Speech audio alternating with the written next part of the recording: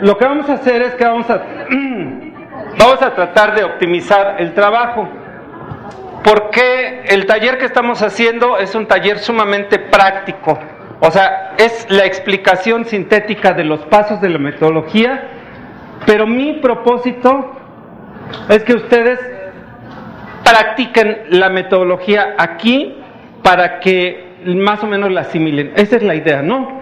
Entonces vamos a enfocarnos más sobre la metodología que sobre los temas conceptuales. Ahorita vamos a obviarnos un poco la discusión conceptual de los del tema que ustedes traen. Entonces, nada más, este es el temario completo del taller. Como ven, pues es bastante largo. Nosotros vamos a empezar a partir del número 6, vamos a hacer un ejercicio rapidísimo a partir de las 6 y de ahí ya vamos a ir detallando los demás temas. Bueno, en una sesión anterior decíamos por qué ahora se usa marco lógico. Marco lógico se usa porque los gobiernos tienen la necesidad de identificar qué cosas hacen, qué bienes o servicios le entregan a la población, qué resultados quieren obtener y qué impactos van a tener de ello. Básicamente, esa es la idea. Hay competencia política, ya nadie puede decir que es seguro que un partido gane en este país o en otro, y entonces los gobiernos tienen la necesidad de hacer evidentes sus logros, sus resultados. Todo este esquema se basa justamente en eso, en la necesidad de los gobiernos de hacer evidentes sus logros. La metodología de marco lógico nació antes que ustedes, que la mayoría. Nació por allá de los años 60, a principios de los 60, ni yo había nacido, así es que... y nace justamente porque en los países de América Latina y de la región del Caribe había problemas de pobreza muy fuertes, hambre, miseria, etcétera. Entonces, lo que hace el gobierno de los Estados Unidos para evitar que estos países se vuelvan socialistas, siguiendo el ejemplo de Cuba en 1959, dice, vamos a mandarles recursos a los países pobres no para que resuelvan sus problemas, sino para que los problemas no sean tan graves. Y en ese sentido, digamos, desactivamos ese riesgo de que los países se vuelvan socialistas. Sin embargo, cuando el dinero llega allá, pues los gobernadores, los dictadores se guardan el dinerito en su bolsa y se vuelven muy ricos, ¿no? Entonces, el gobierno de Estados Unidos dice, no puede ser que yo esté mandando dinero y dinero y dinero y nada más voy a enriquecer a unos cuantos y el riesgo latente de una revolución socialista no lo elimino.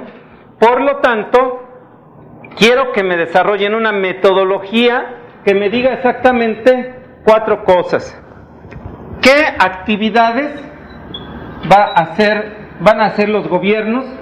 ¿Cuáles son los entregables que van a proporcionar a la población, ya sea en forma de bienes o en forma de servicios?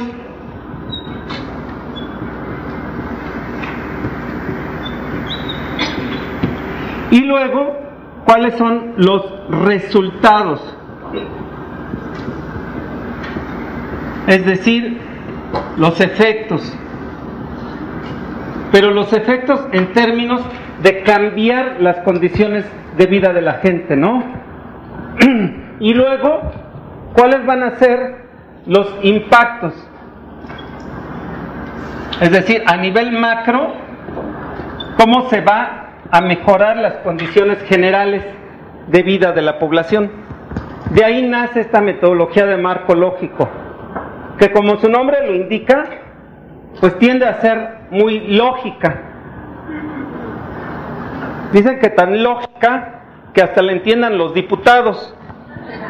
No piensen mal, los diputados son los que aprueban el presupuesto y es necesario que los diputados sepan exactamente qué actividades se están planteando los programas, qué entregables van a proporcionar, qué resultados van a tener y qué impactos tendrán, de tal manera que ellos se aseguren de que los programas a los cuales se les aportan recursos son programas que efectivamente contribuyen al logro de los objetivos plasmados en el Plan Nacional de Desarrollo. Hasta aquí, así rápido, el contexto de esta metodología y este enfoque. ¿Alguien tiene alguna duda o algún comentario? Bueno, resulta que hace rato vine y tuve que irme 1 hora.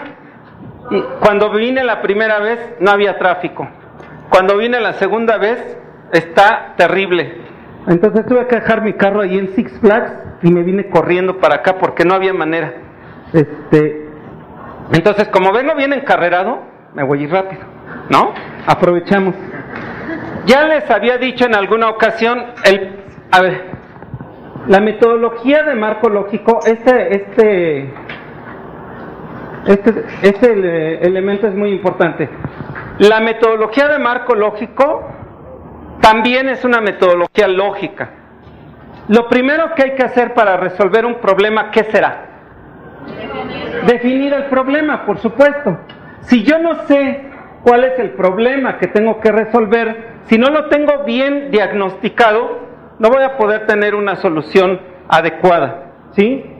Hay muchas ocasiones en que gente muy inteligente se ha dedicado a pensar en problemas, a plantear soluciones a problemas, pero parten de un diagnóstico equivocado o insuficiente. Y entonces resulta que tienen la solución adecuada para el problema equivocado, ¿no? Lo cual significa tirar dinero. Entonces, la solución a el planteamiento de un problema estructuralmente tiene que tener 2 partes. Acuérdense bien, la primera y la segunda, ¿sí? La primera, esto se los digo, pero miren, cuando se les olvide, acuérdense y ríanse un poco y digan, sí era la primera y la segunda. Bueno, la primera, ¿cuál es? La primera es quién vive el problema. Es la población que vive el problema o el área de enfoque.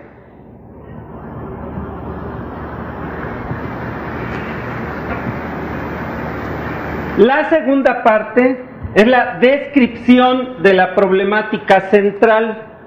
Nada más de manera sintética, fíjense. Esta descripción de la problemática central no trae causas, no trae efectos. Es solamente describir, por ejemplo, las mujeres adultas mayores son las que llevan la mayor carga de tiempo y de esfuerzo en el cuidado de los adultos mayores, ¿no? Entonces, solamente lo describimos. Este enunciado del problema es una síntesis y si ustedes quieren como que lo levantan y atrás se asoman y debe de haber gráficas y debe de haber estadísticas de uso del tiempo, en este caso, ¿no? De las mujeres que le sobreviven a sus maridos, las diferencias de edades, etcétera. Entonces, este enunciado del planteamiento del problema es una síntesis, pero no sustituye. Detrás tiene que tener este soporte de números, de proporciones, de indicadores que nos permitan sustentar lo que estamos diciendo aquí. En muchos lugares que he ido, me encuentro con que la gente plantea problemas como lugares comunes, ¿no? Como que hay una cultura machista en esta localidad que no deja que las mujeres se desarrollen. Pues sí, pero tener unos enunciados de esa naturaleza no nos ayuda para resolver problemas, ¿no? Entonces, tenemos que ser más específicos. Aquí ya no vamos a hacer un ejercicio, ya nada más les recuerdo la primera y la segunda parte del enunciado del problema. Ahora que hagamos el primer ejercicio, lo que ustedes van a tener que hacer es verificar que en su enunciado del problema efectivamente tengan la primera y la segunda parte. Una vez que ya enunciamos el problema, entonces lo que tendríamos que hacer, y que ustedes ya trabajaron, de hecho me dicen que con José trabajaron una parte de estructuración de problemas. Nada más para recordarles, los problemas nunca vienen solos, ¿están de acuerdo? Siempre vienen sistemas de problemas. Entonces, los sistemas de problemas se arman identificando cuáles son las causas y cuáles son los efectos de un problema. Y las causas también tienen una jerarquización, es decir, puede haber la causa de la causa o el efecto del efecto. Entonces rápidamente les diré que en la estructuración del problema nos da como producto este tipo de diagrama que está aquí en la pantalla. La metodología de marco lógico tradicionalmente manejada en América Latina y el Caribe nos habla del árbol del problema. Yo prefiero hablar de la red del problema, porque efectivamente, pues, en un árbol, si ustedes van y ven un árbol, lo que va desarrollando esta rama ya no tiene nada que ver con lo que desarrolla esta otra rama, no tienen relaciones entre sí. En cambio, en un sistema de problemas, claro que lo que sucede aquí también puede suceder, también puede tener una relación con lo que sucede acá, es una relación sistémica. Por lo tanto, prefiero hablar de la red del problema. Bueno, esto entonces ustedes ya lo han trabajado, ya llegaron aquí, me dicen que sería conveniente que continuáramos en esa línea de trabajo explorando el tema de algo así como la participación política de las mujeres, ¿sí? Bueno, entonces, ¿ya están organizados en equipos, en grupos? Sí. Bueno, entonces les pido que en este momento le dediquemos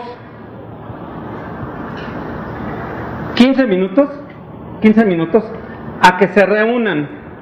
Uno, a que escriban o recuperen lo que ya tienen del enunciado del problema, cuidando que tenga pues la primera parte y la segunda. Y luego, ¿ya hicieron una estructuración de problemas? Ya pusieron causas y efectos, ¿verdad? Bueno, ¿y eso lo traen hecho o no? ¿Sí? Bueno, ¿mandé? Estaba en el pizarrón, pero ¿ya ven? Bueno, qué bueno, ahorita en 15 minutos van a rehacer todo eso, al fin que ya es bien fácil. Si ya lo hicieron una vez, ya lo van a hacer rápido la segunda, ¿sale? Entonces, les pido que trabajen como equipos ahorita y que hagamos este primer entregable. Un rotafolios, una hoja de rotafolios que tenga en el centro el planteamiento del problema, ¿sí? Y luego ya la estructuración como está la imagen en el proyector, ¿de acuerdo? Bueno, si tienen alguna duda, ahorita les paso la campanita para que la toquen y me avisen cuando necesiten que yo esté con ustedes, ¿sale? Bueno, por cierto, pueden, ya saben, usar las paredes, aquel lugar, aquel rincón y todo, para que trabajen, no es necesario que se queden como están.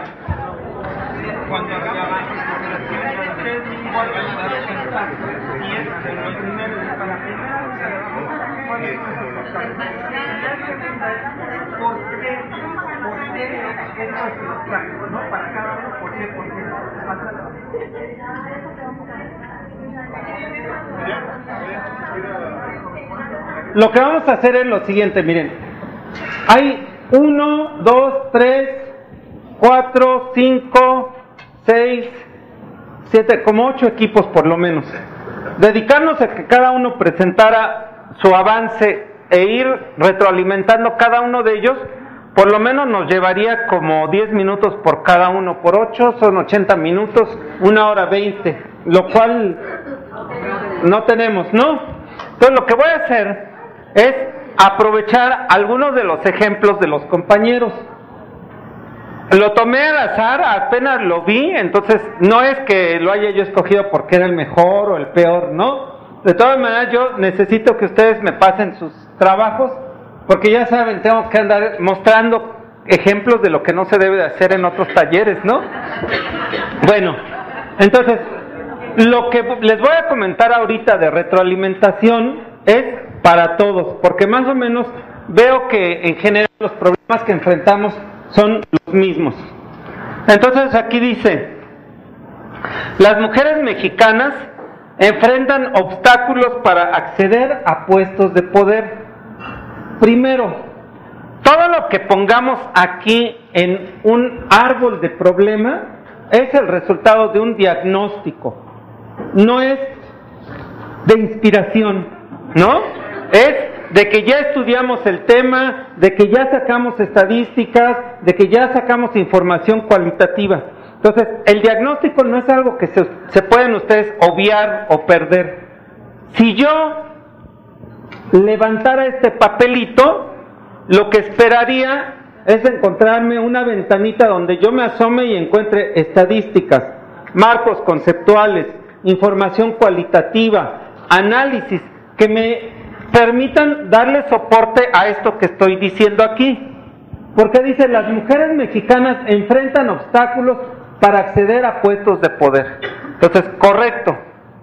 Yo debo de decir, todas las mujeres, estoy pensando en este estudio, en este momento, en todas las mujeres de México, o estoy pensando en las mujeres que participan en los partidos políticos, o en las mujeres de la Secretaría de la Defensa Nacional. Entonces, debo de ir detallando mi universo. Es válido decir que todas las mujeres acá, ¿no? Si quieren plantearlo así, las mujeres de México, está bien, pero si me lo dicen así, ya no estoy adivinando de quién hablamos. Bueno, luego dijimos, yo ya tengo un problema principal. ¿Cómo sé que ese es mi problema principal? Puede ser que en algún caso, porque a mí me interesa, para mí es el problema principal. Pero entonces debo de hacer el análisis completo. No importa, yo lo coloco aquí como problema principal. ¿Saben qué es lo que pasa luego con el análisis? Que este se va acomodando en donde le corresponde. Y a veces no es el problema principal. Les pongo un ejemplo. El tema de las cuotas de género en los partidos. El tema de las cuotas de género los partidos, desde mi punto de vista, no es el tema principal. El tema principal es que los partidos, como representantes de la sociedad, lo que deben de hacer es buscar que en su toma de decisiones, en el Congreso, en sus actos de legislación, busquen tener una sociedad equitativa. Eso es lo que cambia la vida de las personas.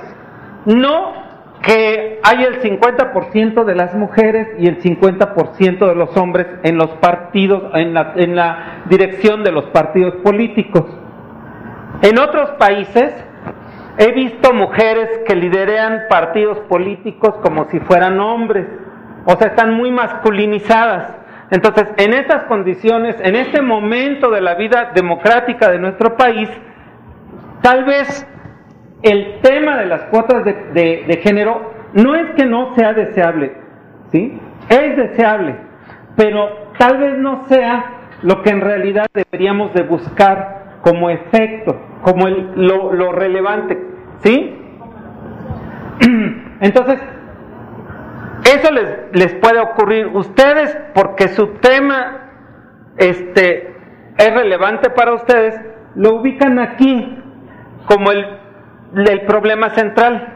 Pero el mismo análisis de causa-efecto, la misma estructuración del problema, se los va a ir reacomodando y les va a decir, oigan, no, ya tengo mi árbol, pero resulta que al final el problema central se me movió para acá arriba. Eso no invalida todo lo demás que estén haciendo, solamente nos da la perspectiva adecuada de nuestro problema, ¿sí? A veces para mí, mis problemas son lo más grande del mundo. Eso es lo común que nos ocurre, ¿no? Sin embargo, cuando lo ves en otra perspectiva, pues tus problemas son solamente una partecita de los problemas sociales y económicos que están existiendo en este país. Bueno, siguiente. Habitualmente entonces escribimos acá las causas. Y entonces lo más común es poner falta de. Falta de.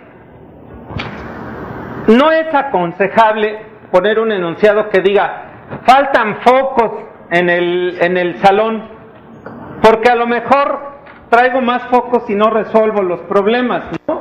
Entonces, decir que un problema es la falta de algo, lo que hace es que nos limita la capacidad de pensamiento, la capacidad creativa para encontrar soluciones. Porque me dice, falta, ¿qué será? Exacto, ¿no? Faltan focos. No, es que hay insuficiente iluminación. Entonces, pudiéramos tirar una pared, pudiéramos abrir las persianas, cada quien podría traer una vela, qué sé yo, ¿no? O sea, pero se dan cuenta que la forma en que planteo mi problema me abre o me cierra las opciones de solución. Entonces les sugiero que tengan cuidado. Siempre hay una manera de plantearlo que puede no usar esto. Acá dice, por ejemplo, la mayoría de las mujeres desconocen sus derechos políticos, ¿sí? A nivel del árbol, a nivel de un enunciado, es correcto. Si yo le alzo aquí, debería de ver atrás un cuadrito que dijera, en la encuesta que se hizo fulanita o en el estudio fulanito, se obtuvo como resultado que el 66% de las mujeres no conocen sus derechos políticos, ¿no?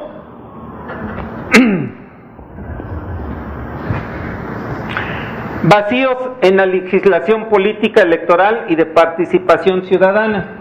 Está bien, me gustaría, fíjense, esto como un problema, si yo lo veo así como vacíos en la legislación, entonces la solución ¿cuál sería?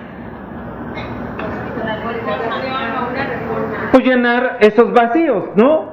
Pero si yo tuviera aquí con claridad, yo levanto el papelito y ya dijera, en el artículo fulanito dice tal cosa y se puede interpretar de esta manera, entonces yo ya sé, ya no estoy inventando que voy a revisar toda la ley y que ya voy directamente a una solución específica. En síntesis, lo que les quiero decir es que en la forma, en el grado de precisión que ustedes vayan definiendo las causas, ahí van avanzando mucho en la solución del problema. En las organizaciones internacionales, en las grandes organizaciones nacionales, les puedo decir que el análisis de problemas se lleva pues más del 40% del tiempo de trabajo de las altas direcciones, ¿no? Porque ya se sabe que si tienes bien diagnosticado un problema, es más fácil encontrarle una solución.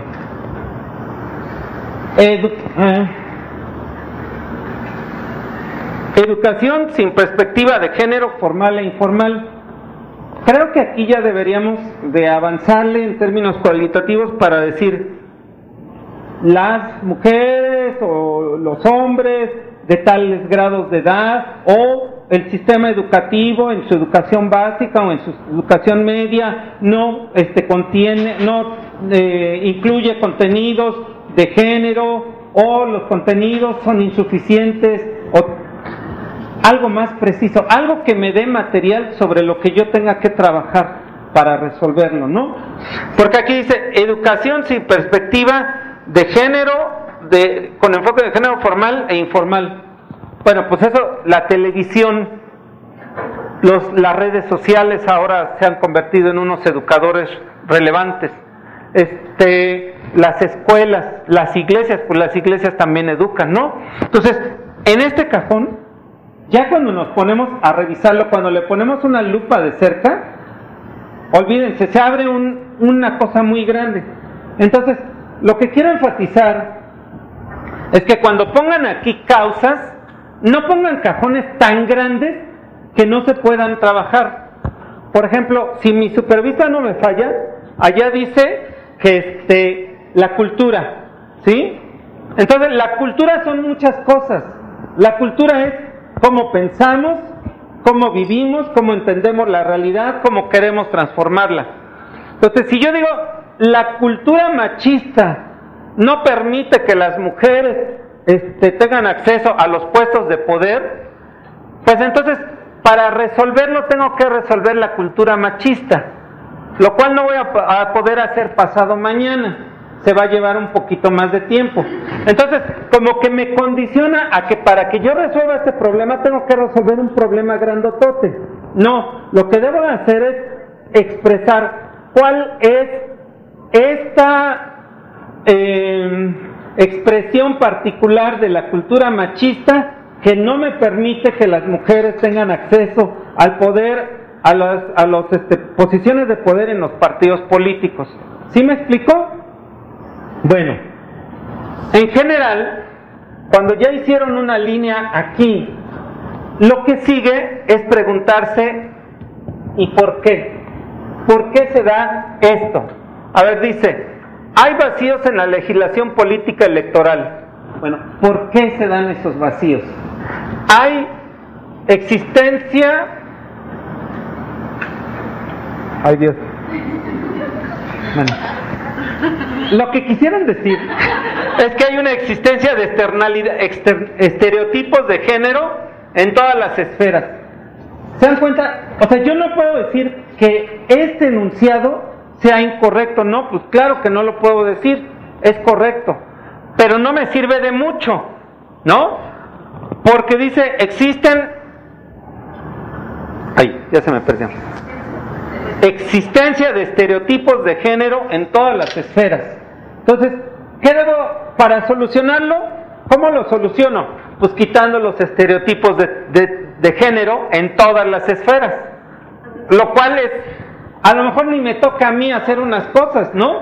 Entonces, en la medida en que le podamos poner más precisión a esto, mejor. Luego, el siguiente paso es pregúntense, ¿cuál es la causa de esto? ¿Por qué se da esto? Hasta que ustedes lleguen a encontrar aspectos particulares sobre los que ustedes consideren que sí pueden realizar una intervención, que sí es algo ya que pueden cambiar. Por ejemplo, el reglamento interior de los partidos, ¿sí? Está hecho sin enfoque de género, por decir algo. Ah, bueno, sobre ese reglamento interior de los partidos, a lo mejor yo puedo tener una intervención específica, concreta y resolver eso, ¿sí? Entonces, pregúntense por qué, hasta que lleguen a ese nivel de particularidad que les permita decir, esto es algo que yo puedo modificar con una acción o con una serie de acciones. Si es así, entonces ya lo van marcando, digamos, ahí como elementos a incorporar luego en la siguiente etapa. Acá arriba, las consecuencias o los efectos. Los efectos en general, digamos, van desde lo más particular, los que están pegaditos a estos, ¿sí? Pero también les pido que incrementen su perspectiva, su campo de visión y vean mucho más, a nivel mucho más macro, las cosas. Por ejemplo, allá,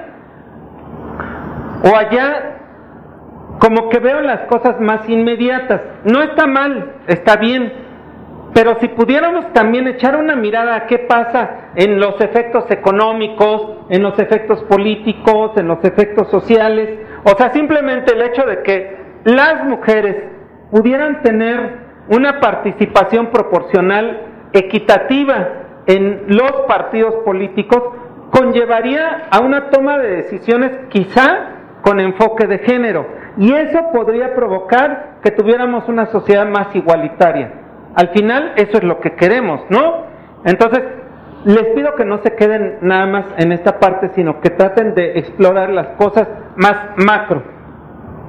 Ok, sobre este tema de los efectos no voy a particularizar mucho, porque estos van a estar asociados a los objetivos del Plan Nacional de Desarrollo, de los programas sectoriales regionales especiales o de los objetivos de las instituciones. Entonces, voy a poner más énfasis de aquí para abajo. Les sugiero que ahora que regresen a su trabajo de equipo, como el árbol es muy extenso, usen un enfoque estratégico y digan, a ver, de todas estas causas, ¿cuáles son las que más le pueden pegar? Y traten de concentrarse ahorita en una o en dos. No recorran todo el árbol buscando desarrollar la metodología en todo, sino simplemente vayan aplicándola en algunos de los aspectos. Ok, ¿hasta aquí tienen alguna pregunta? ¿Les sirve lo que les he dicho para que puedan seguir trabajando sus árboles? Bueno, vamos a hacer lo siguiente. Yo voy a dar el siguiente paso. El siguiente paso es mostrarles cómo, teniendo un árbol o una red de problemas, ahora lo convierto en un árbol o una red de soluciones. Y el ejercicio que ustedes van a hacer a continuación es, uno, continuar trabajando su árbol rápidamente, administrando su tiempo, y dos, dar el paso siguiente, que sería construir su árbol o su red de soluciones. Entonces,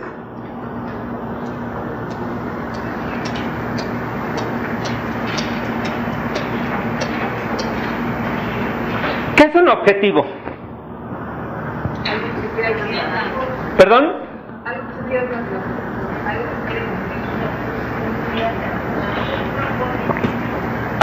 Un objetivo es un propósito, es algo que se quiere cumplir. Bueno, un objetivo es un resultado que queremos lograr, ¿sí?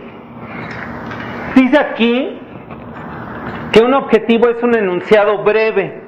No sé si les ha tocado a ustedes ver objetivos de 2 o 3 páginas, que cuando vas en el 10º renglón ya ni te acuerdas de lo que empezó diciendo, ¿no? Entonces es breve. Un objetivo es un enunciado breve que describe el resultado a lograr en un área de enfoque, en un área de responsabilidad, ¿sí?, determinada por la ley. Estoy hablando en términos de las organizaciones públicas. Cuando tienen un objetivo, ese objetivo está definido y está acotado perfectamente por la ley, ¿sí? Algo que se quiere lograr, pero ese algo tiene diferentes niveles. Tiene lo que ya les había dicho aquí, el nivel de las actividades. Si yo digo voy a escribir un oficio, pues es algo que quiero lograr, ¿no? Sin embargo, cualitativamente es diferente, por ejemplo, a tener una publicación de información estadística, o una vacuna aplicada, o un desayuno distribuido. Estas son actividades. De un conjunto o cadena de actividades surge un producto entregable, ya sea un bien o un servicio. De este bien entregable, cuando es aplicado o utilizado por la población a la que está destinado, entonces provoca en ellos un efecto, una transformación en sus condiciones de vida. Si vas y le aplicas una vacuna contra el sarampión a la gente, el efecto que esperas lograr, ¿cuál es? Que se inmunicen, que no se enfermen de ese padecimiento, ¿no? Bueno, y luego ¿cómo se llama? Este resultado, más el resultado que tenga otro programa, más el resultado que tenga otro programa, más el resultado que tenga algún otro, entre todos van a cambiar, digamos, al país a nivel macro, económico, social, cultural, político. Entonces, se dan cuenta como que son diversos escalones. El escalón más abajo, más particular, es el de las actividades. Hago cosas para entregar bienes o servicios. Por ejemplo, yo hice un texto, hice una presentación, leí, vine para acá. Son las cosas, actividades que hago para dar este taller. ¿Cuál es el servicio? Este que estamos viviendo ahorita, el servicio es un entregable. Yo les estoy compartiendo, digamos, una metodología para que ustedes la puedan aplicar posteriormente. Esta entrega de los pasos, los ejemplos y todo esto, ese es el cumplimiento del servicio, es un entregable. ¿Qué es lo que yo quiero como resultado en ustedes? ¿Qué es lo que voy a modificar en ustedes? Su habilidad, ¿sí? Sus conocimientos, su experiencia, para tomar un método y aplicarlo a su trabajo cotidiano. ¿Cuál es el impacto que queremos tener? ¿Cuál es el efecto más allá de ustedes que tendrá este taller? Que haya personas que tengan mejores conocimientos, que influyan en las políticas públicas de mejor manera sobre las instituciones. Por ejemplo, que las personas, las y los asistentes al taller contribuyan a que el diseño de las políticas y de los programas públicos tengan equidad de género. ¿Sí? Bueno. Ok. Los objetivos, primero, deben de estar orientados a resultados. Segundo, deben de constituir una idea singular. Hay quien dice, y tengo el objetivo de planear, de organizar, de controlar, de ejecutar, de evaluar, ¿no? Y dices, no, espérate. Cuando se encuentren varios verbos así, hay tres formas de resolverlo. Una es hacer un objetivo para cada verbo, ¿sí? La otra es sintetizar todos esos verbos en uno que los contenga. El ejemplo que les puse, pues es la administración. La administración cumple estas funciones. Entonces sintetiza en uno todos esos verbos. Pero el otro, cuando tienes una secuencia de actividades, por ejemplo, voy a construir, voy a construir, a promover y a vender un terreno, o de una casa, ¿no? Bueno, ahí lo que recomendaría yo es utilizar el objetivo, siempre orientarlo al último verbo. O sea, yo lo que quiero hacer es vender la casa, ¿sí? Eso supone que la casa existe, que está en ciertas condiciones, etcétera, ¿sí? Si yo quiero ejecutar un programa, eso supone que el programa ya fue diseñado, que ya existía, ¿sí? Entonces, cuando tengan así una secuencia de actividades, preferiblemente váyanse a la última actividad para desarrollar el objetivo. Bueno, hay quien dice, la gente que da marco lógico tradicionalmente, la gente de CEPAL, por ejemplo, te dice, si tú ya tienes el árbol de problemas que está en negativo, pues solamente voltealo a positivo y ya, ¿no? Entonces, no es cierto eso, ¿eh? O sea, es un poquito más complicado. Yo lo diría de esta manera. Para cada cuadrito que está ahí como un problema, ustedes deben de encontrar una solución, ¿sí? No es lo mismo, velo positivamente, ¿sí? Es para cada cuadrito que está ahí, como problema, tienen que plantear una solución. Ahora, esa solución, de preferencia, tiene que estar tan aterrizada que llegue a expresarse a este nivel de un entregable, de algo que ustedes le van a dar a la población beneficiaria, ya sea como un servicio o como un producto, para que en su aplicación se modifique el problema, se resuelva el problema. ¿De acuerdo? Una vez que ya tengan ese entregable identificado, lo que van a hacer es decir, ¿cuáles son las grandes actividades que tengo que llevar a cabo para lograr ese entregable? Por ejemplo, dice, debo de modificar el COFIPE, ¿sí? Bueno, pues entonces ¿Cuáles son las grandes actividades que debo desarrollar para tener un COFIPE modificado? Entonces lo que debería de hacer es primero un diagnóstico, un análisis, luego las propuestas, luego el trabajo de lobbying, luego llevarlo a vendérselo a los diputados, todo para que al final yo tenga el nuevo COFIPE ya aprobado, ¿sí? ¿Por qué? Porque al final pues ese es el resultado que yo quiero lograr. Si yo digo, no, yo lo que tengo que hacer es la propuesta, pues sí, la propuesta puede quedar guardada ahí en un cajón o en la, ¿cómo le llaman eso que de la cámara, la congeladora? Por muchos años, ¿no? Entonces eso y nada viene siendo lo mismo. Yo lo que quiero no es intentarlo. Fui a una entidad y estaba con un secretario de Desarrollo Económico y estaban planteando un marco lógico así, y decía, no, es que mi responsabilidad es, déjenme ver qué palabra usó, bueno, hagan de cuenta como fomentar, ¿no? Fomentar el crecimiento económico de la entidad. Le digo, no, tu responsabilidad es que la economía crezca en la entidad.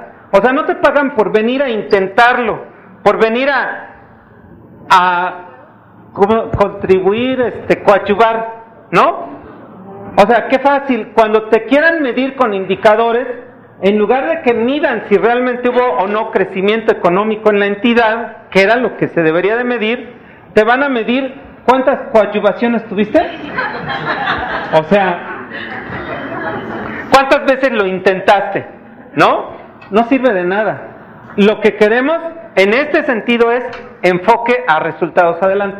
No, pero es que, o sea, también si tienes una limitación legal, por ejemplo, hay que cambiar de indicador, ¿no? Claro. De hecho, nuestro marco legal, y qué bueno que lo mencionaste, mira, nuestro marco legal está hecho para, digamos, en el marco de un paradigma burocrático, donde tú no tienes que pensar, tú tienes que hacer lo que te dice la ley, y lo que te dice la ley o son productos o son actividades, ¿sí? Eso es algo que tenemos que ir rompiendo poco a poco como sociedad si queremos transitar a un verdadero enfoque a resultados. Vean la ley dice que yo tengo que vacunar, o sea, aplicar vacunas. La ley dice que yo tengo que, en términos o de esto o de esto. Entonces, ahora lo que estamos buscando es que ustedes amplíen su enfoque y empiecen a mirar este tema de resultados y que empiecen más allá del marco legal, digamos, pues a desarrollar todo este esquema de indicadores que nos permitan ver si nuestro trabajo realmente sirve para algo, realmente cambia la vida de las personas o simplemente estamos coadyuvando, ¿no? Bueno, ahora, los objetivos, tradicionalmente, eso ya se los he dicho, cómo se escriben los objetivos tradicionalmente, como un verbo en infinitivo, ¿se acuerdan? Mejorar la calidad de la educación o mejorar la salud de los mexicanos. Y también creo que les dije que en esa expresión tradicional de los objetivos, ¿quién es el sujeto? ¿Quién realiza la acción? Pues todos y nadie, ¿no? En general, el gobierno es el que realiza la acción. Entonces, también esa forma de escribir los objetivos está enmarcada en un esquema paternalista, donde el gobierno es el que te puede venir a cambiar la vida y tú estás aquí sentadito esperando a que alguien venga a coadyuvar, ¿no? O a cambiarte la vida. Entonces, por lo tanto, lo que se plantea bajo este enfoque de resultados es una forma distinta de escribir los objetivos para cada uno de los niveles que aquí he puesto en el pizarrón. Entonces, esa forma de escribir los objetivos es la que ahora les voy a mostrar, que tiene que ver con, primero, Los objetivos a nivel de impactos, o si se los pongo en el lenguaje de la matriz, este sería el fin, este sería el propósito, estos serían los componentes,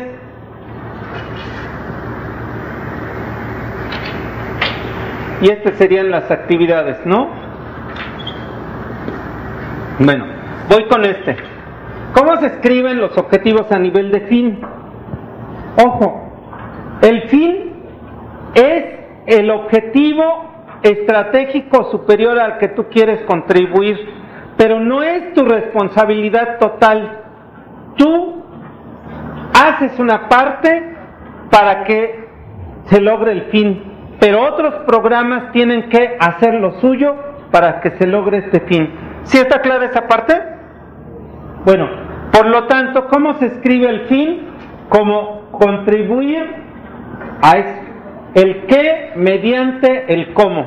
El qué es lo que quiero lograr arriba, el objetivo superior que quiero lograr, mediante lo que yo hago, mediante mi programa. ¿Sí? ¿Quieren que lo lea al revés? Lo leo al revés. Yo hago esto para lograr el objetivo estratégico superior. ¿Sí está claro?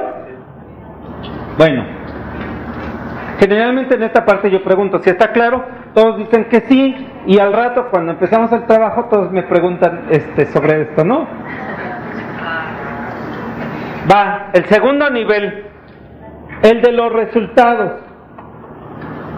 En el segundo nivel, ¿cómo escribimos nuestro objetivo?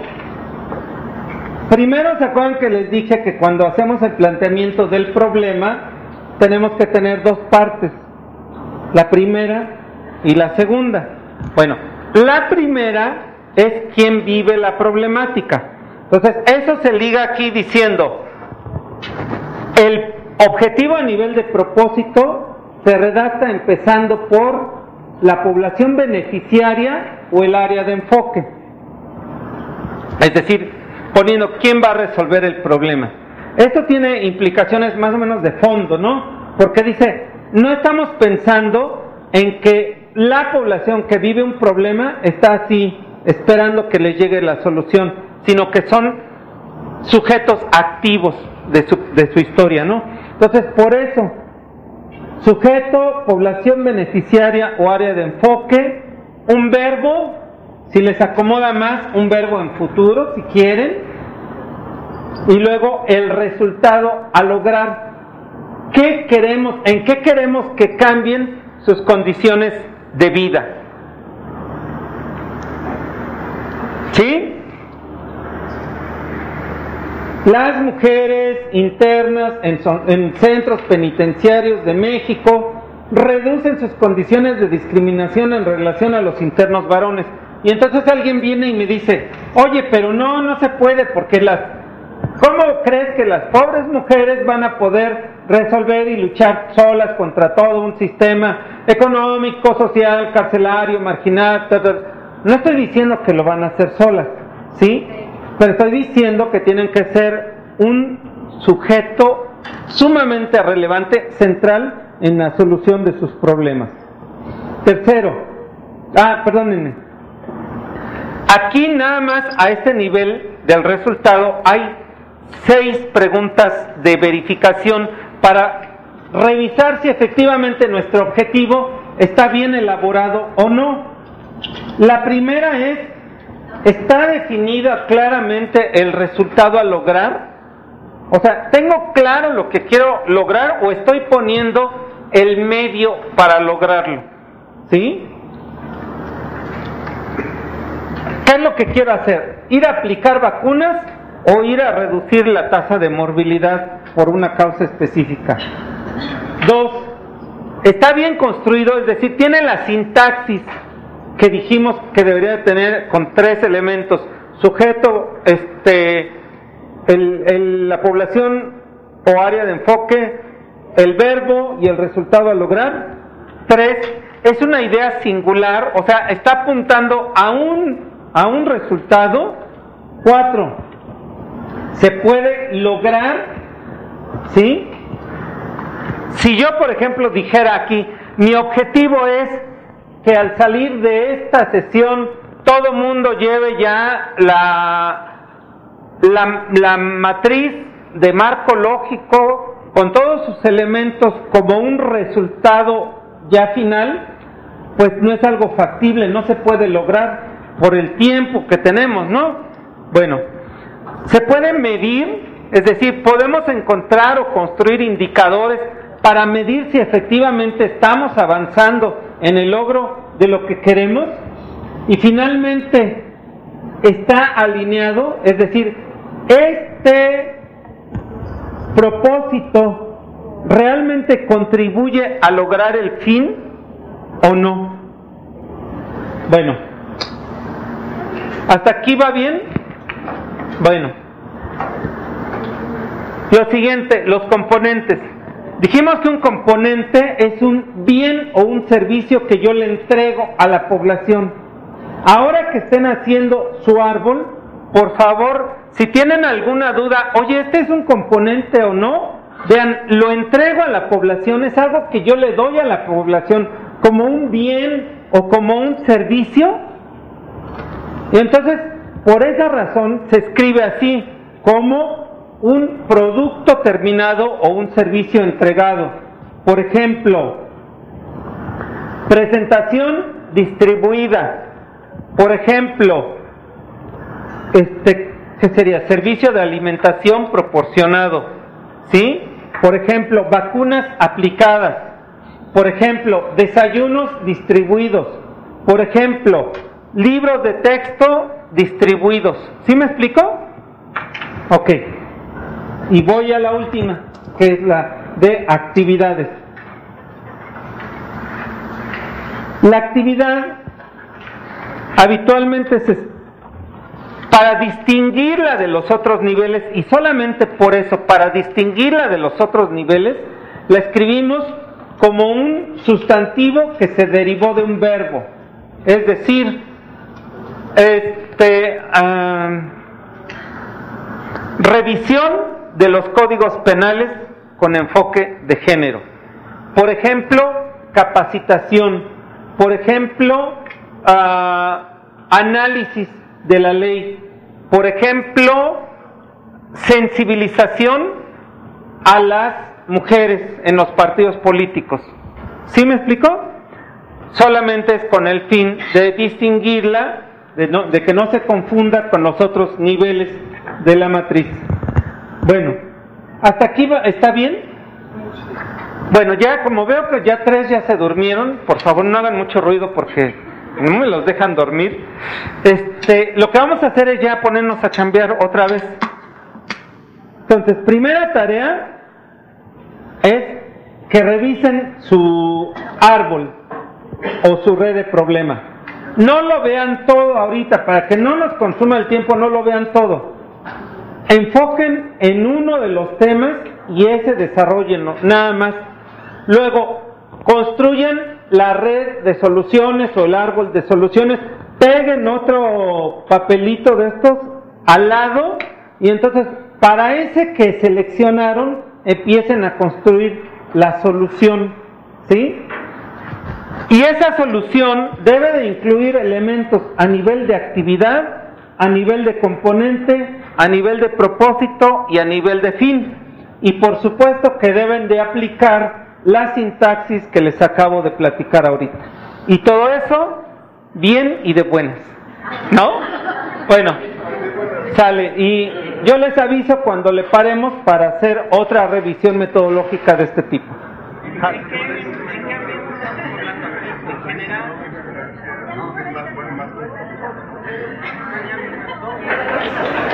Bueno, miren,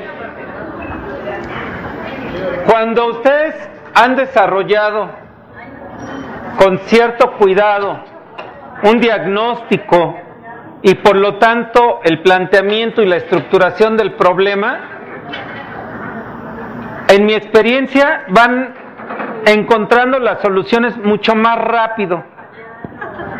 Cuando hago este taller con más tiempo, le dedico 2 días a identificar el problema y a estructurarlo, y le dedico 1 día al árbol de soluciones o de objetivos, que es el mismo, y luego ya el último día al tema de los indicadores. Entonces, lo que les voy a sintetizar ahorita a nivel metodológico de lo que vi, realmente es más sencillo, es más simple, porque si ya resolvemos el árbol de problemas, ya tenemos un gran avance. Lo que les puedo decir aquí es, primero, que cuando ustedes empiezan a desarrollar el árbol de soluciones, tienen que llegar a encontrar cosas muy prácticas, entregables, así muy claros, que digan, esto es algo que puedo convertir en un entregable. Por ejemplo, alguien dice, debemos de facilitar el acceso de las mujeres a los puestos de decisión. Ese todavía no es un entregable, ¿están de acuerdo? Entonces debo de preguntarme ahí, ¿cuáles son los medios a través de los cuales voy a lograr esto? Y entonces ubico esos entregables. Una vez que ya tengo esos entregables identificados con claridad, me pregunto, ¿cuáles son las grandes actividades que debo de desarrollar para lograr esos entregables? Y estoy diciendo grandes actividades, como no es por decir voy a meter una hoja de papel en la máquina y le doy media vuelta al rodillo y luego empiezo, no, sino como paquetes de grandes actividades. Voy a identificar cuáles son, voy a hacer un diagnóstico de la ley, voy a ver cuáles son sus vacíos, sus deficiencias, voy a desarrollar un esquema sistémico de la ley, y sobre ese esquema sistémico con enfoque de género le voy a ir haciendo las modificaciones, y luego lo voy a cabildear hasta que llegue a sus últimas consecuencias, que sería la aprobación. ¿De acuerdo? Bueno, básicamente esa es, digamos, la retroalimentación. Veo que van muy bien. Desafortunadamente el tiempo no me permite mostrar y hacer una dinámica que a mí me encanta, que es que un grupo pase a criticar al otro para decirle que es que es bien bonito, ¿no? Pero les voy a decir que sí hay un efecto ahí. Muchas veces cuando tú estás viendo una situación, un problema, le das vueltas y vueltas y vueltas, y llega un momento en que ya estás patinando así, ¿no? Como que ya no tienes, digamos, nuevas perspectivas. Entonces traer a otro grupo que no tiene mucho que ver con el tema, sí te puede ayudar a abrir la perspectiva, sí te puede decir algunas cosas que tal vez no hayas considerado. Entonces, eso, si ustedes luego lo pueden hacer, sería muy bueno. Bueno, el siguiente tema, como pueden ver ustedes aquí, entonces ya tenemos este esquema de la matriz, porque finalmente lo que tenemos como fin lo jalamos al renglón que le corresponde. Lo que tenemos como el propósito principal del programa lo llamamos el propósito. Los entregables los jalamos a nivel de los componentes y hacia abajo sus actividades. Pero solamente estamos viendo la primera columna de la matriz de marco lógico. Y esa columna, pues, es la del resumen narrativo. Esto es muy importante. Si quieren que esta herramienta sea verdaderamente útil, ustedes tienen que verificar lo siguiente. ¿Realmente estas actividades me van a generar este componente? ¿Realmente estos 3 componentes que yo definí para el programa me van a servir para alcanzar mi propósito? Y realmente este programa sumado con el programa B y con el programa C me van a dar este fin. Es decir, hay una consistencia, hay una alineación entre las cosas que estoy diciendo, son congruentes. Y para ello tengo que hacerme dos preguntas. Para cada uno de estos tengo que hacerme las siguientes preguntas.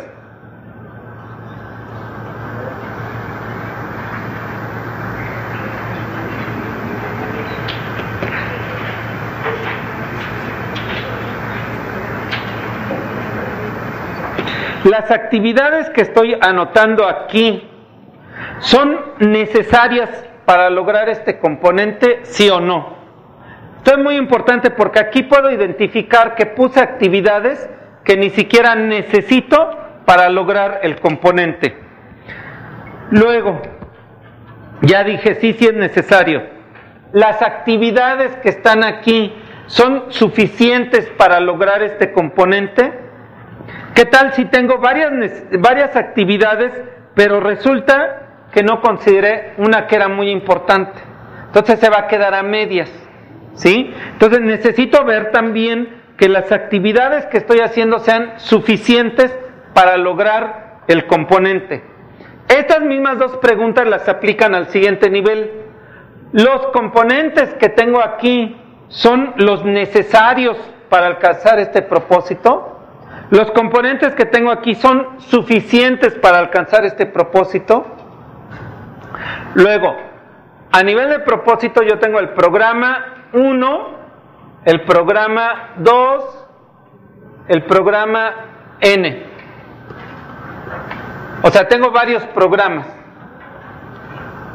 Cada uno tiene su propósito, sus componentes y sus actividades. Lo que debo de preguntarme es, ¿los propósitos del programa 1 al N son necesarios para lograr mi fin? ¿Los propósitos del programa 1 al N son suficientes para lograr mi fin, el objetivo estratégico superior? Con eso ustedes completan, digamos, la actividad de la primera columna de la matriz, que es el resumen narrativo. Las otras tres, se las voy a decir más o menos rápido, pero espero que el tema de los indicadores les sea útil de esta manera. A ver, yo ya tengo mis objetivos. ¿Qué es un indicador?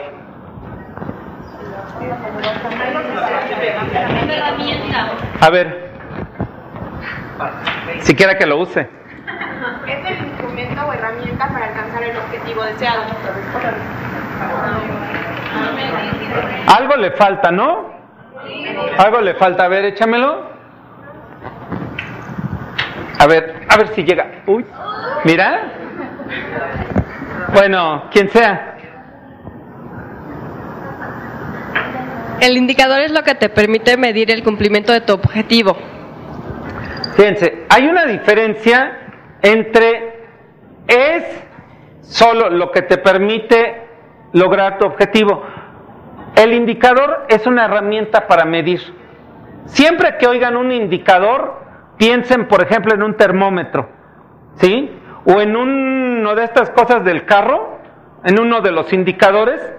Esos son justamente, nos dicen cómo está un sistema en un momento determinado. Para efectos de los objetivos, un indicador nos dice en qué medida vamos logrando nuestro objetivo. Se los voy a poner en una frase que no van a olvidar jamás. Los indicadores son unos hijos de los objetivos. No, de veras, si no hay un objetivo claro, no hay un indicador claro. ¿Mandé? Claro, porque los propósitos, los fines y los componentes, cada uno de ellos tiene un objetivo. ¿De acuerdo? Ok. Ahí está una definición. Un indicador es una medida que establece una relación entre dos o más variables de ámbitos semejantes o diversos, ¿qué dice ahí? De dominios semejantes o diversos y que proporciona información sobre el estado en que se encuentra un sistema, un fenómeno en un momento dado. Particularmente aquí en el tema de la gestión pública, de las políticas públicas, los indicadores de desempeño miden el grado en que se están cumpliendo los objetivos. Por lo tanto, para la información que nos dan los indicadores, primero es la línea base, es decir, es una medición a partir de la cual empiezo a comparar y a ver el movimiento que tiene el indicador. Esa es la línea base, es mi punto de partida. Luego, el indicador me señala cuál es el ritmo y el rumbo que yo quiero que tenga mi objetivo, ¿no?, hacia la meta. El rumbo ya sea ascendente, descendente o que se mantenga estable. Y el ritmo, si es ascendente, estaría asociado a la inclinación de la línea, ¿no? Entre más vertical, pues un ritmo más intenso, entre más horizontal, un ritmo más pausado. Pero también un indicador, pues nos dice justamente cuál es la desviación que tenemos con respecto a lo que nosotros habíamos pensado hacer. Y este nos sirve para ir midiendo y decir, a ver, esta desviación es algo aceptable, está en un nivel que pudiera ser crítico, o simplemente me está mandando una señal. Entonces yo tengo mi línea base, tengo mi meta donde quiero llegar, que la meta es el valor que quiero que el indicador tome. Entre los dos trazo una línea y esa línea me muestra el ritmo y el rumbo.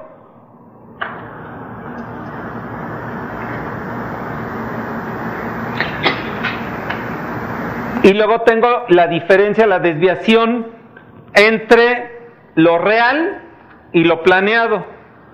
Y ahí puedo establecer mis parámetros de semaforización y yo digo, bueno, tiene una desviación de 2 puntos porcentuales. Está bien, lo acepto, así lo definí. No, tiene una desviación de 30%, no, pues ya está crítico, ¿no? Ya hay que... ¿Para qué nos sirven esta medición o estos semáforos? Pues justamente para ver con qué urgencia debemos de tomar acciones. Si tengo una en verde, digo, bueno, pues no, o sea, está bien, no tomo decisiones porque va bien. Si tengo una en amarillo, tendría que decir, aguas, algo está sucediendo, revísalo porque si no, se puede convertir en un rojo. Y cuando tengo un rojo, diría, tienes una situación crítica, casi que te está gritando, haz algo.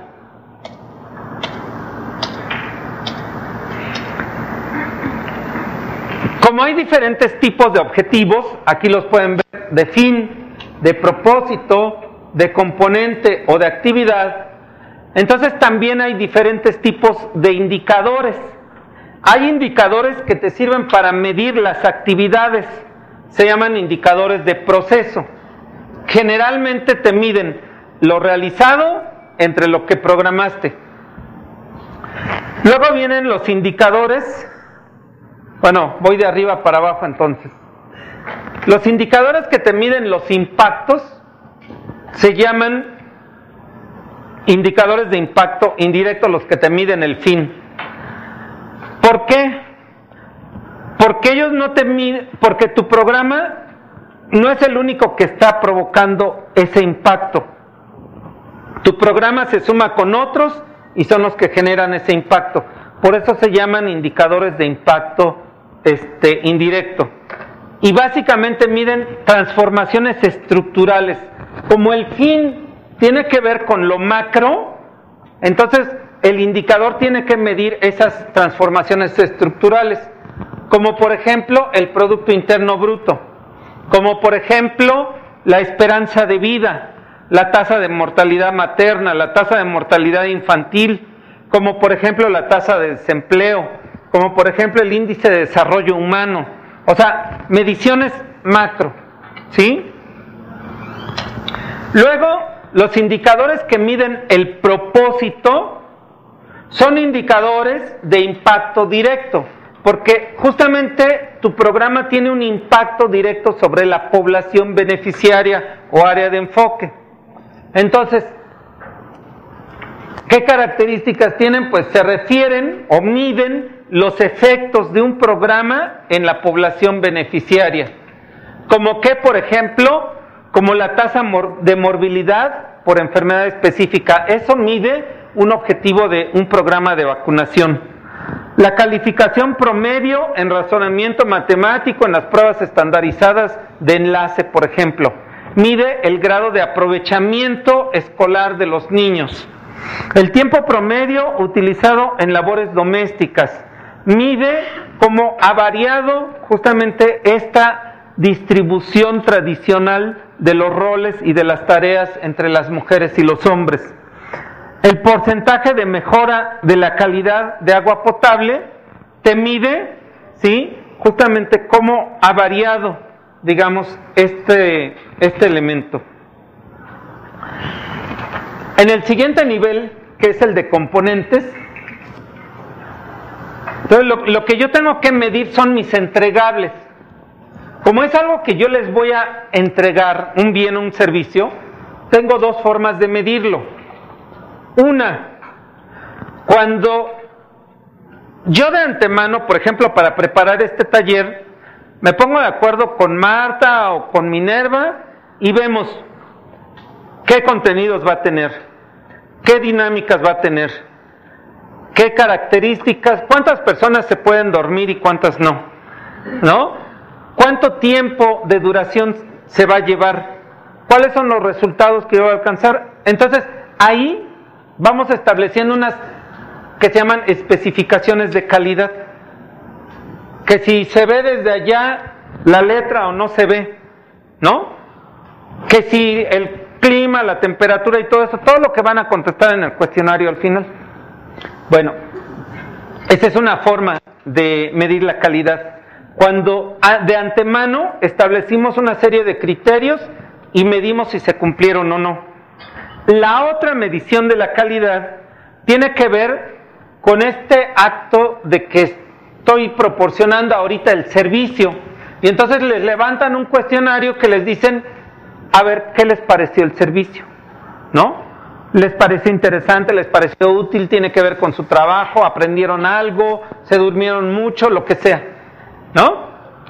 Esos son los indicadores que miden los componentes.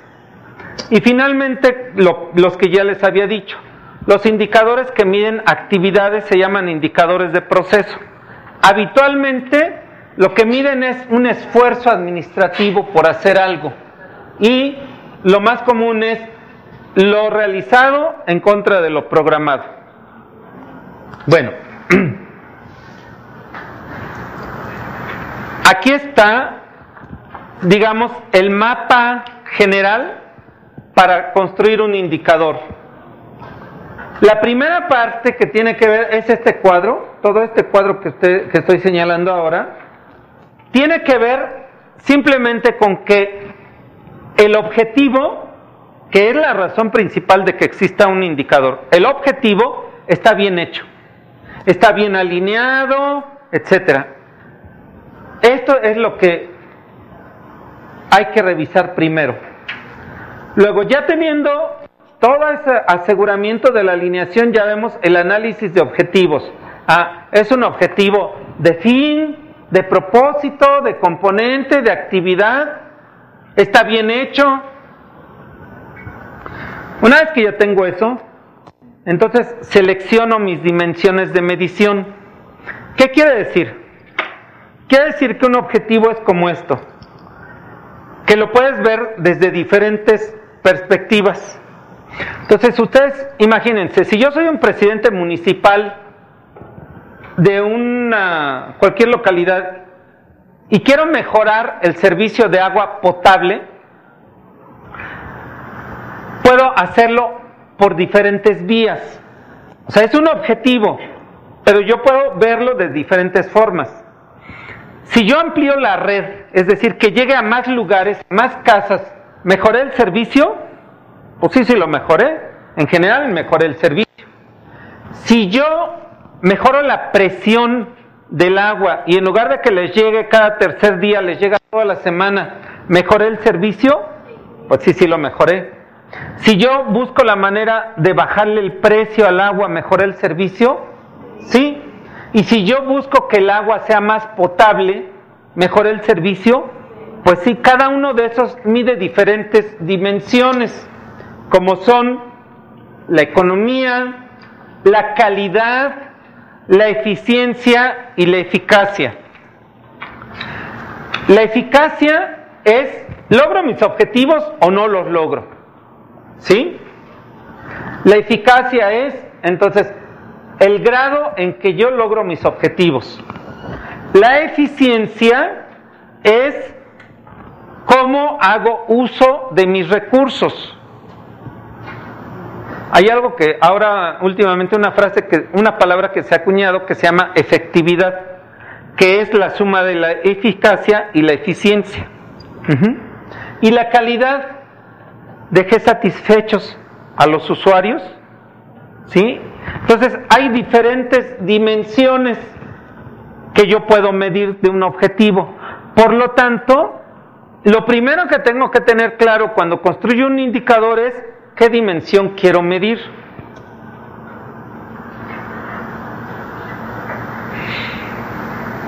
Esa es la selección de dimensiones de medición.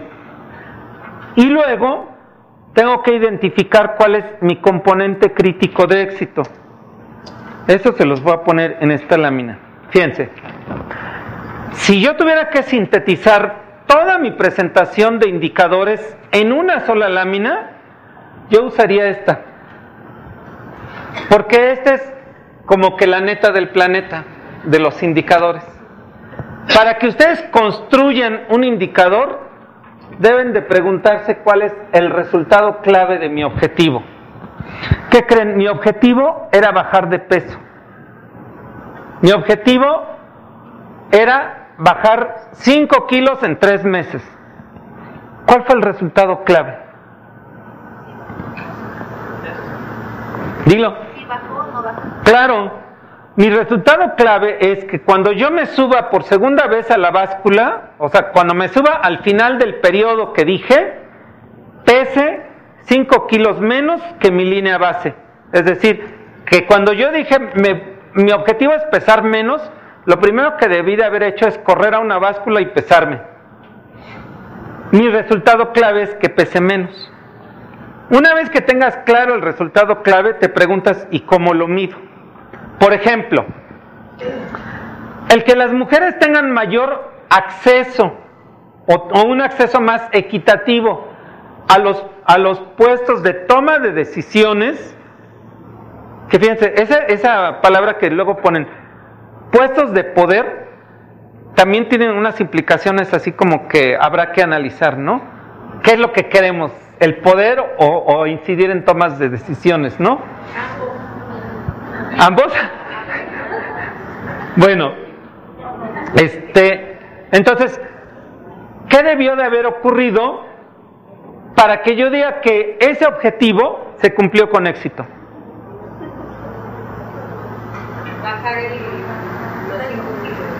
No, el de que las mujeres incrementarán su acceso o tendrán un acceso equitativo a la toma de decisiones en los partidos políticos. ¿Qué debió de haber ocurrido?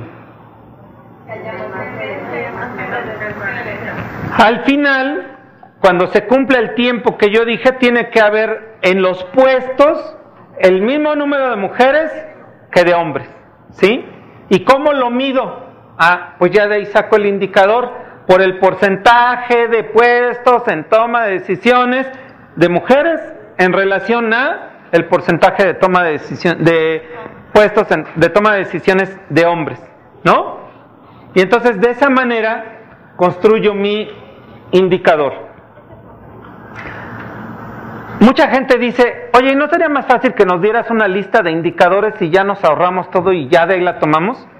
Sí sería más fácil, pero sería más riesgoso. De hecho, ¿sí les dan mi disco o no? ¿Sí? ¿No? El de mis mejores éxitos. Claro. Bueno, habitualmente cuando hacemos el taller, les damos un disco compacto. Y en ese disco compacto viene una lista, o no sé si ya la subieron a la página, una lista enorme de indicadores de la OCDE, del Banco Mundial, de todo lo que ustedes quieran. Pero el tema es que antes de seleccionar un indicador tienen que tener claro qué quiero medir, ¿sí?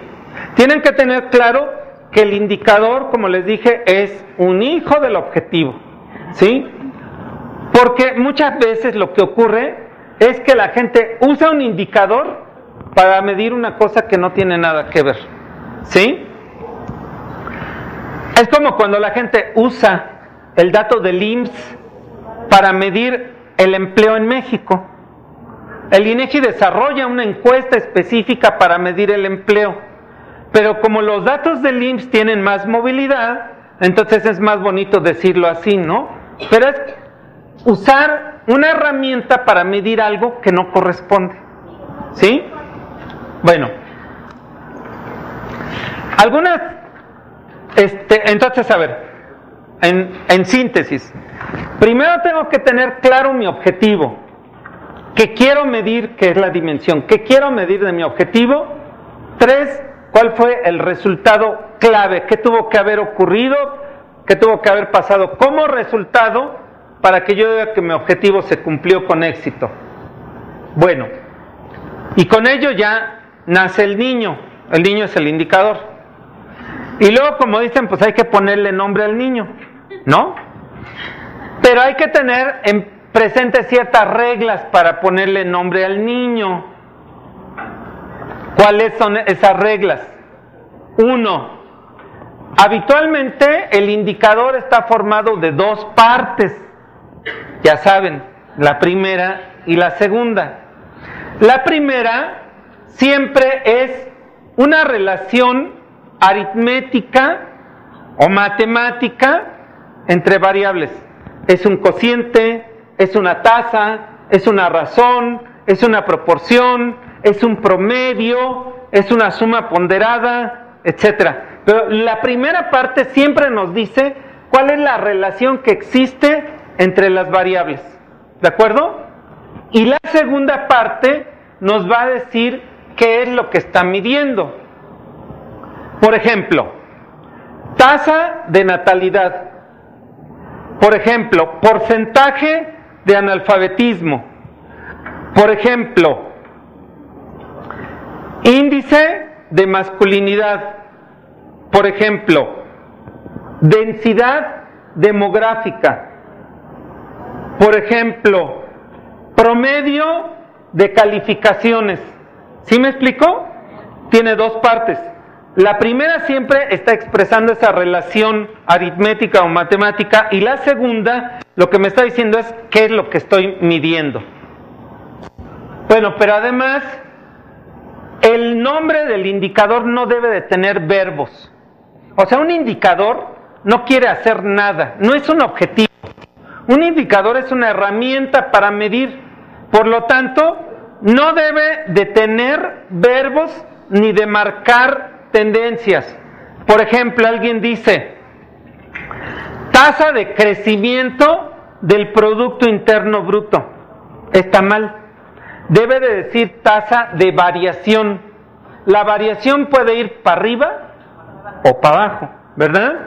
Pero si yo ya digo tasa de crecimiento, ya como que estoy condicionando. Esa es una cualidad, digamos, que el indicador yo la voy a poner en una ficha técnica, y donde digo, ¿cómo espero que se comporte el indicador? Espero que se vaya para arriba. ¿Cómo espero que se comporte el salario de todos ustedes? Pues espero que se vaya para arriba con muy buen ritmo, ¿no? ¿Cómo espero que se comporte la delincuencia en este país? Pues que vaya para abajo, ¿no? ¿Cómo espero que se mantenga el estándar de servicio de Flaxo a sus alumnos por parte de sus tutoras que se mantenga en un estándar muy alto, entre los 98 y 100%, ¿no? O sea, casi así, estable. Bueno, ¿hasta ahí va bien?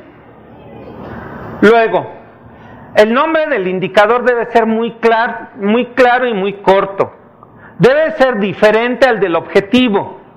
No debe de contener ni el método de cálculo, ni la fórmula, ni nada. Pero sí debe de ser consistente con este. O sea, a veces dicen promedio de asistencia escolar. Y adelante dice los niños que asisten entre los que están inscritos por 100. Entonces dices, pues ese no es un promedio, ¿no? Un promedio es digamos, la suma de un evento entre las situaciones en que se presenta ese evento. Bueno, ahí tienen 20,000 ejemplos en su presentación de indicadores, ¿sí? Recuerden que nunca he exagerado.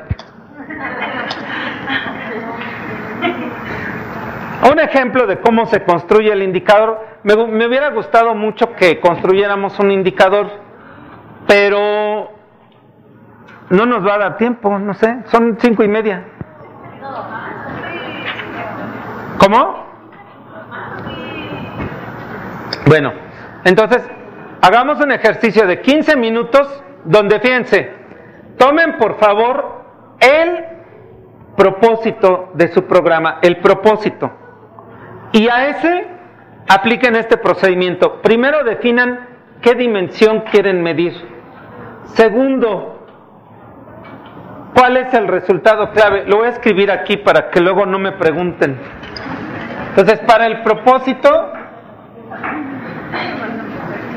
lo que vamos a hacer es la dimensión a medir.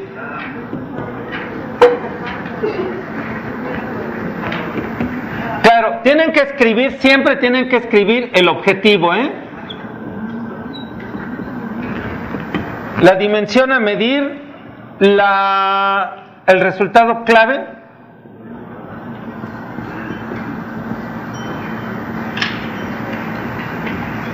y el indicador. ¿Cuál es el indicador con que lo van a medir? ¿Sale? En 15 minutos. Recuerden también, los indicadores, entre más sencillos, mejor. Ya cuando le piensan en que la derivada de la integral y que le saca raíz cuadrada y todo eso, ya se están complicando la vida, ¿sí? Y ya la lectura de esos indicadores ya no es directa, no es clara. Siempre tienes que traer a un traductor para que te explique qué quiere decir el indicador. Entonces, veo que en general le agarraron bastante bien la idea de cómo construir los indicadores. Bueno, después de los indicadores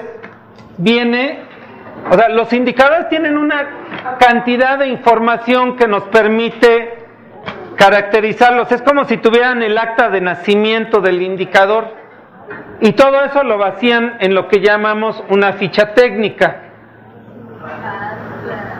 Bueno, los indicadores pueden tener algunos problemas, el uso de los indicadores. Unos son de fortaleza analítica. ¿Qué quiere decir esto? Uno, el indicador no tiene nada que ver con el objetivo. Ese es un problema de fortaleza analítica. Dos, con un indicador de proceso quieres medir un fin. Ese es un problema de fortaleza analítica, ¿sí? De alineación, de disponibilidad y calidad de la información. A veces te imaginas un indicador bien bonito, lo diseñas y todo, y ya cuando vas a buscar los datos, no existen. Bueno, me voy a ir a la parte que tiene que ver ahora con los medios de verificación. ¿Qué es un medio de verificación? Un medio de verificación es el instrumento a través del cual das evidencia de que los números que pusiste ahí no los estás inventando. Un medio de verificación es aquello que viene a buscar todo auditor que se precie de serlo.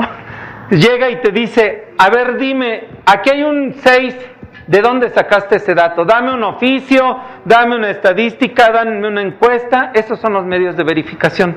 Está muy leve ese tema de medios de verificación.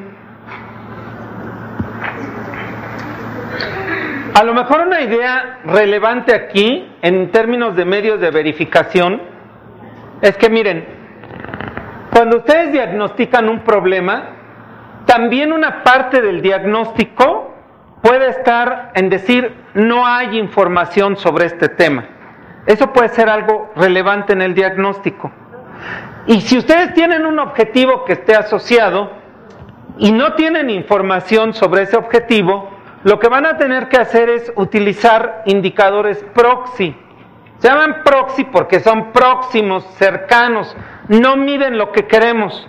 Por ejemplo, hace rato les decía, el empoderamiento de las mujeres se mide con un indicador muy pobre, proxy, que es el número de bancas o escaños que ocupan las mujeres en el Congreso, ¿sí? Eso no es un reflejo directo del empoderamiento de las mujeres. Sería más claro, por ejemplo, medir cuántas decisiones se toman considerando la disminución o eliminación de brechas de género, ¿no? Pero no se mide. Entonces, cuando nosotros vayamos desarrollando indicadores, a lo mejor pensamos en uno que nos mide más mejor las cosas, ¿no? Pero como no lo tenemos, entonces tenemos que usar el que tengamos a la mano. Bueno, pero eso quiere decir que hacia adelante nosotros deberíamos de pensar cómo vamos a desarrollar información para construir ese indicador. Ni modo que toda la vida nos quedemos midiendo el número de escaños que ocupan las mujeres en el Congreso, ¿sí? Tenemos que ir avanzando y decir, miren, hay que ir construyendo información nueva con estas características. Entonces, parte de empujar todo este enfoque es decir, hoy no hay suficientes instrumentos, mañana tenemos que desarrollar estos instrumentos de medición. Y los supuestos. Los supuestos son condiciones que tienen que existir para que se logren los diferentes niveles de objetivos, pero que no dependen del programa, sí, que son externos. Les voy a ir poniendo ejemplos. Primero, a nivel de actividades. Yo diseño mis actividades. ¿Cuál será el principal supuesto para que logre desarrollar las actividades? Que tenga presupuesto. Ya lo planeé, pero ¿y si no tengo presupuesto? Pues ya no se cumplió. Entonces, ese es un supuesto. ¿Depende de mí? No depende de mí. El presupuesto depende de factores externos. Los componentes. Yo ya hice las actividades y termino los componentes. ¿Cuál será un supuesto en relación a los componentes? El principal, ¿saben cuál es? Que sean utilizados por los beneficiarios. Tú vas y les das desayunos escolares y no los ingieren, pues de nada sirve. Vas y llevas vacunas a la población y no acuden a vacunarse, ¿sí? Pues de nada sirve. Luego, ya tienes tu resultado, tu propósito. ¿Cuáles son algunas condiciones externas que puede tener tu propósito para que se logre el fin?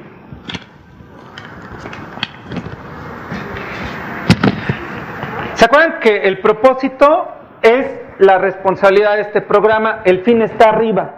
El fin tiene que ver con otros programas. Un supuesto es que los demás hagan su chamba. Es decir, que los demás programas también funcionen, ¿no? ¿Qué tal si yo empujo y empujo y empujo como si fuera empujando un carro y los demás lo sueltan. Pues a lo mejor aunque yo empuje lo más que pueda, se me viene encima, ¿no? Entonces, esa es una condición, un supuesto que, cumplido mi propósito, se sume con los demás y los demás sean eficaces para que se logre el fin. Supuestos hay de muchos tipos y de niveles, ¿no? ¿Existe el riesgo de que un asteroide golpee la Tierra y la deshaga? Existe el riesgo. ¿Es probable? Es muy poco probable. Ahorita dicen que en 250,000 años sí, prepárense. Yo como ya no espero estar aquí porque ya habré dejado este planeta en mi nave espacial, entonces hay unos riesgos que vale la pena tomar en consideración, pero hay otros que no, sí. Por ejemplo, lo que pasa en mi región, ¿no? Que no creen en la vacuna. Por ejemplo, esto está asociado a este componente. La gente no cree en las vacunas, por lo tanto, no acude a vacunarse, entonces toda la campaña perdió su eficacia. Bueno, si el riesgo no es probable, entonces mejor ni lo tomemos en cuenta. Aquí hay un esquemita que está interesante, porque nos dice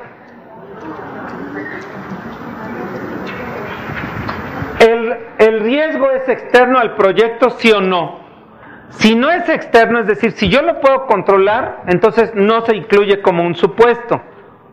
Segundo, si sí es externo, tengo que preguntarme, ¿es importante o no es importante? Si no es importante, entonces no lo incluyo. Si sí es importante, me pregunto qué posibilidad de ocurrencia hay, ¿no? De que los marcianos vengan y nos invadan. Si es poco probable, pues no lo incluyo.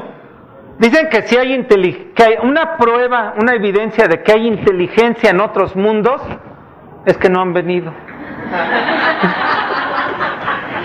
Bueno, y si es probable, entonces lo incluimos como un supuesto.